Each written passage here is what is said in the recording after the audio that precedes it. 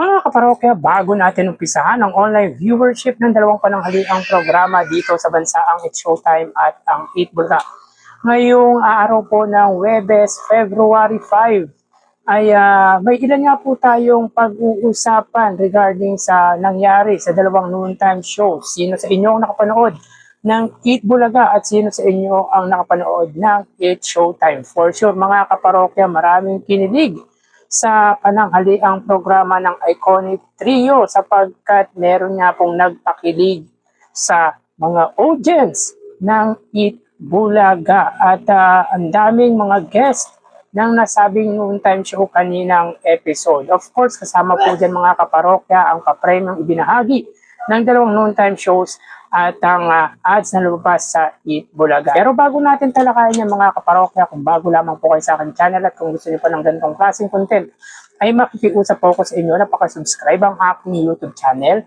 Paki-like and share nyo na rin sa gayon ay mas dumami pa pong makapanood ng mga ina-upload po nating video araw-araw. Maraming salamat po at sobrang na-appreciate po kayo mga kaparokya. By the way, ako nga po pala si Mervin, the man behind Kaparokya TV. Kamusta kayo mga kaparokya? Naway nasa mabuting kalagayan kayo habang pinapanood nyo po ang video ko na ito. So mga kaparokya, umpisahan muna natin sa pagbati ng maligayang kaarawan sa legit Dabarkads host na si Karen Aistrup. So kanina nga po ay nagdiwang ng ika-17 taong kaarawan ang pinakabatang host ng Eat Bulaga na si Karen Aistrup. So mga kaparokya, dito ay talagang makita na very supportive ang mga kasamahan nito sa trabaho, sa kanyang trabaho. Lalo na yung Iconic Trio, talagang very supportive at makita mo na talagang pinapahalagahan ng Iconic Trio ang mga taong nakakasama nito sa trabaho. Kaya yan, binigyan po nila ng special na kaarawan ang legit Dabarkads host na si Karen Aistrup. Muli, mga kaparokya, happy birthday kay Karen Aistrup. So kanina nga mga kaparokya ay guest ang isa sa mahusay na komedyante dito sa bansa. Yan po ay walang iba kundi si Empoy Marquez. Siya po ay nag-guest sa segment na The Age is Right. At syempre mga kaparokya, knowing naman na si Empoy Marquez ay mahusay magpatawa. Kahit mga simpleng patawa lang mga kaparokya ay madadala ka sa patawa ni Empoy Marquez. Of course mga kaparokya, nandyan din po siya para mag-promote ng kanilang pelikula with Ai de las Alas na Batang Ako. So kanina nga po mga kaparokya ay bumisita din po sa Eat Bulaga si Ai de las Alas. At parang nag-reunite din po sila mga kaparokya ni Alan Kay. Knowing naman si Alan Kay at si Ai de las Alas ay dating magkasama sa singing program ng ABC5 noon na Singaling. Sila po ang original host ng Singaling mga kaparokya bago pa sina Kay Brosas at Randy Santiago. Talagang iconic ang programa na Singaling noon sa ABC5. So yun nga po mga kaparokya, di lang po sina Empoy Marquez at Miss Ai de las Alas ang siyang nag-guest sa nasabing noontime show sapagkat kanina rin po ay bumisita at talagang pinagtilian mga kaparokya ang paglabas ng veteranong artista na si Romnick Sarmienta. For sure mga kaparokya, lalo na yung mga sumusubaybay sa noontime show ng Iconic Trio ay talagang napanood din nyo na nagtilian ang audience sa Eat Bulaga nang makita nila si Romnick Sarmienta. At hindi lang dyan mga kaparokya, hinulaan ng mga audience ang edad ni Romnick Sarmienta na kung saan ay 53 years old na po pala ito. Samantalang si Empoy Marquez ay 43 years old. So dito sa segment na The Age is Right mga kaparokya, ay makakita tayo ng iba't ibang uri ng tao, ugali ng tao o pagkatao ng tao. Even ang mga artista mga kaparokya ay napipicture din sa nasabing segment tulad niya po ni Empoy Marquez at Romnick Sarmienta. At hindi lang po yan mga kaparokya, mukhang may kinilig na legit Dabarkads host kanina sapagkat bumisita rin po si Elijah Canlas at si Epi Quizon. Si Elijah Canlas, knowing naman po mga kaparokya na meron nga po silang romantic relationship ni Miss Miles Ocampo. So kilig na kilig mga kaparokya si Miles Ocampo dahil bumisita nga sa kanyang noontime shows ang kanyang real life partner na si Elijah Canlas. So dito mga kaparokya, may kita po natin na free ang sino mang artista na mag-promote ng kanilang event or pelikula sa pananghaliang programa ng Iconic Trio. Mapa Channel 7 ka man po, mapa Channel 2 ka man po, ay free silang mag-promote ng kanilang event or pelikula.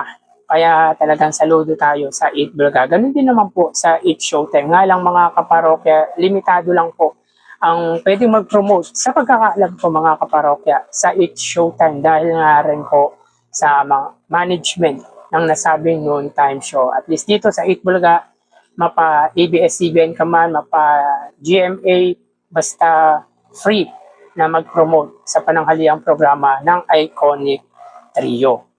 Samantala, mapunta tayo mga kaparokya sa papremyong ibinahagi ng dalawang noontime shows. So para po sa 8 Showtime, sila po ay may 25,000 pesos. So by the way mga kaparokya, ang pot money nga po pala sa Laro-Laro Pick ay 400,000 pesos. So almost 500,000 na po yun mga kaparokya. Sila po sa Laro-Laro Pick mga kaparokya, sila po ay nakapamagi ng 20,000 pesos sapagkat hindi nga po nakuha ang jackpot question na ano ang ginagawa or ang sinasabi sa earthquake drill, duck, blank, and hold, na kung saan ang sagot ng contestant ay sit, which is ang tamang kasagutan mga kaparokya ay cover. Ito po yung termino kapag meron nga pong earthquake drill, duck, cover, and hold. So ang pot money or offer nga po sa lipat ay 35,000 pesos. Nga lang ay mas pinili nga po ng contestant ang pot money or yung pot question. Nga lang mga kaparokya ay mali nga po ang kasagutan ng contestant. Samantala sa tawag ng tanghalan, 5,000 pesos. Bakit 5,000 pesos mga kaparokya? Sapagkat hindi in-announce mga kaparokya ang natanggap or kung makakatanggap po ba ang winner ng 10,000 pesos. Only yung non-winner lamang po ang in-announce ng host ng 8 Showtime. Kaya mas consider po natin or ika-counted nga po natin kung ano man po or kung ano ang in-announce ng mga host ng dalawang pananghaliang programa. Dito mga kaparokya, ulitin ko lang po, magalit na po kayo sa akin, ay kapag hindi po in-announce, ay hindi po natin kinu-consider. Kahit po sabihin natin na automatic na yun na po matatanggap ng mga contestant. Again, dito hindi po natin kinu-consider yun. Mas kinu-consider po natin yung ina-announce ng mga host para mas malinaw sa atin mga kaparokya. Again, dito 5,000 para sa tawag ng tanghalan. So sila po ay may total of 25,000 pesos. Samantala sa 8 Bulaga mga kaparokya, sa The Age is Right ay 14,000 pesos. Sa naglaro nga po sa jackpot round ay hindi po nakuha ang kasagutan.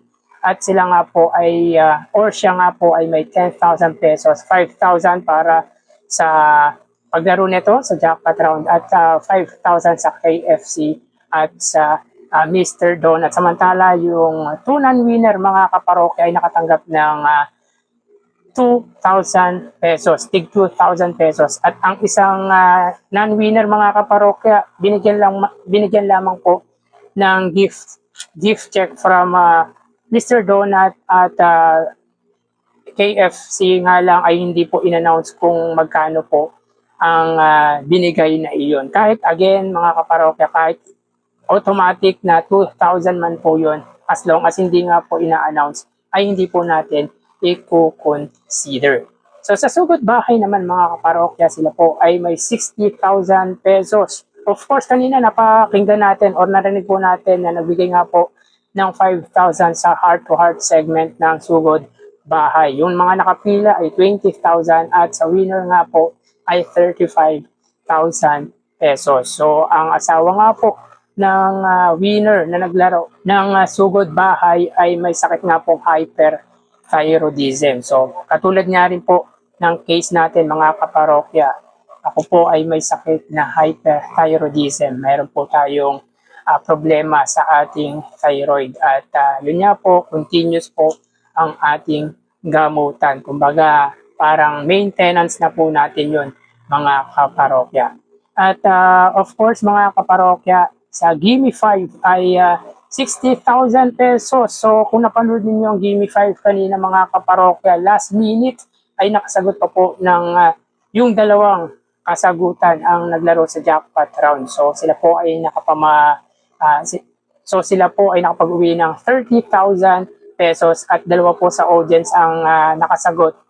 Kaya nakapag-uwi po sila or nakapamigay po ang nasabing segment ng 60,000 pesos. So dito nakita natin 134,000 pesos ang ibinahagi ng Itbulaga para sa kanilang pamimigay ng papremyo, samantalang ang It's Showtime ay 25,000 pesos. So, dito makita natin na lamang pagdating sa pamimigay ng papremyo ang Itbulaga at pag kinumbay po natin ang papremyo ito ay meron po silang 159,000 pesos.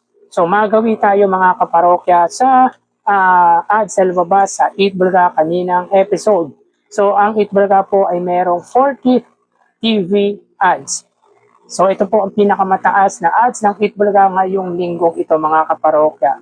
So sa unang gap ay 21 ads, sa pangalawang gap ay 19 TV ads with a total of 40 TV ads. So meaning mga kaparokya, in 4 days episode sila po ay nakapamahagi or sila po ay nakakuha ng 150 TV ads. Nung Lunes po ay 37 ads, nung Martes ay 35 TV ads, nung Miyerkules kapong episode ay 38 TV ads at ngayon po ay 40 TV ads. So pataas po ng pataas ang ads na nakukuha o nakuha ng Itbulaga para sa linggong ito.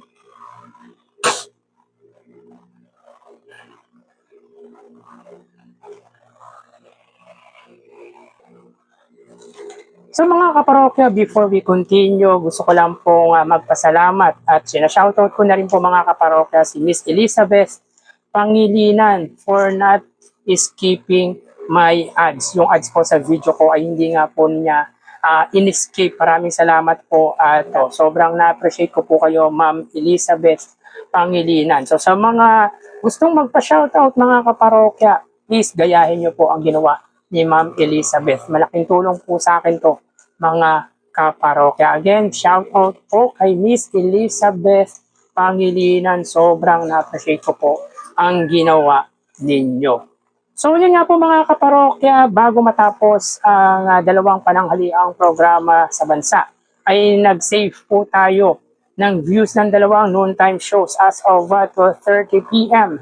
So dito ang It's Showtime ay may 58,000 views at ang Itbulaga ay may 119,000 views. So dito makikita natin mga kaparokya na kahit last segment or last minute man yan, ay kitang-kita na malayo po ang pagitan ng views ng dalawang noontime shows at talagang umalagwa nga po ang views ng Itbulaga kahit last minute na po yan.